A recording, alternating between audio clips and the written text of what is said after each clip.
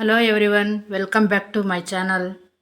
ಇವತ್ತಿನ ವಿಡಿಯೋದಲ್ಲಿ ರಾಗಿ ಮುದ್ದೆ ಮಾಡೋದನ್ನ ತಿಳಿಸ್ಕೊಡ್ತಾ ಇದ್ದೀನಿ. ಇವಾಗ ಯಾರು ರಾಗಿ ಮುದ್ದೆ ಮಾಡೋದನ್ನ ಕಲಿಬೇಕು ಅಂತಿದ್ದೀರೋ ಅಂಥವ್ರಿಗೋಸ್ಕರ ಈ ವಿಡಿಯೋ. ಯಾರು ನಮ್ಮ ವಿಡಿಯೋ ನೋಡ್ತಾ ಇದ್ದೀರೋ ನಮ್ಮ ಚಾನಲ್ನ ಸಬ್ಸ್ಕ್ರೈಬ್ ಮಾಡ್ಕೊಳ್ಳಿ. ಬನ್ನಿ ಇವಾಗ ಈ ರಾಗಿ ಮುದ್ದೆ ಮಾಡೋ ವಿಧಾನ ಹೇಗೆ ಅಂತ ತಿಳ್ಕೊಳ್ಳೋಣ. ಇಲ್ಲಿ ನಾನು ಒಂದು ಪಾತ್ರೆನ ತೊಗೊಂಡಿದ್ದೀನಿ. ಹಾಗೆ ಇಲ್ಲಿ 2 ಲೋಟ ಆಗೋಷ್ಟು ನೀರನ್ನ ತೊಗೊಂಡಿದ್ದೀನಿ. ನೀರನ್ನ ಪಾತ್ರೆಗೆ ಹಾಕೋತಾ ಇದ್ದೀನಿ. 2 ಲೋಟಕ್ಕೆ 1 ಲೋಟ ಆಗೋಷ್ಟು ರಾಗಿ ಹಸಿಟ್ಟು ಹಾಕ್ಕೊಂಡ್ರೆ ಸಾಕು. ಈಗ ಇಲ್ಲಿ ನಾವು ನೀರನ್ನ ಕಾಯಕ್ಕಿಡೋಣ. ನೀರು ಮಳ್ಳಬೇಕು.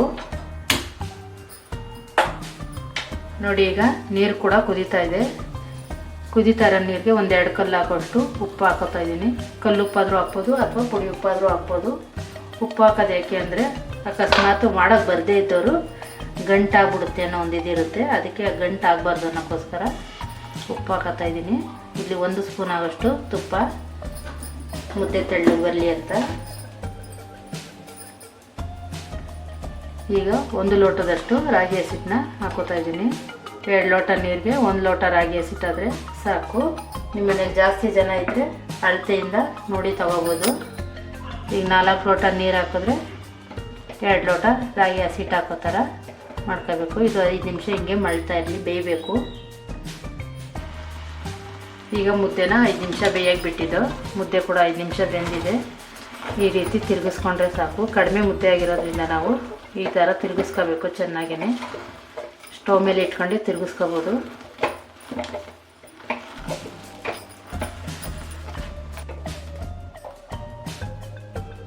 ಈಗ ಸ್ಟವ್ ಆಫ್ ಮಾಡಿಕೊಂಡು ಮುದ್ದೆ ಕಟ್ಕೊಳ್ಳೋಣ.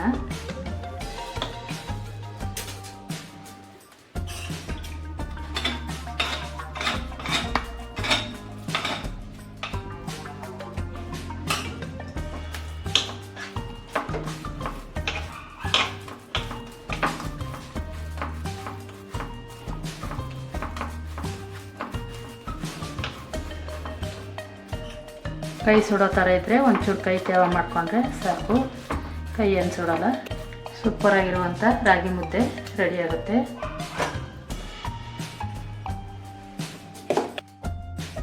ಇದೇ ರೀತಿ ನಿಮ್ಗೆ ಎಷ್ಟು ಕ್ವಾಂಟಿಟಿ ಬೇಕೋ ಅಷ್ಟು ಮಾಡ್ಕೋಬೋದು.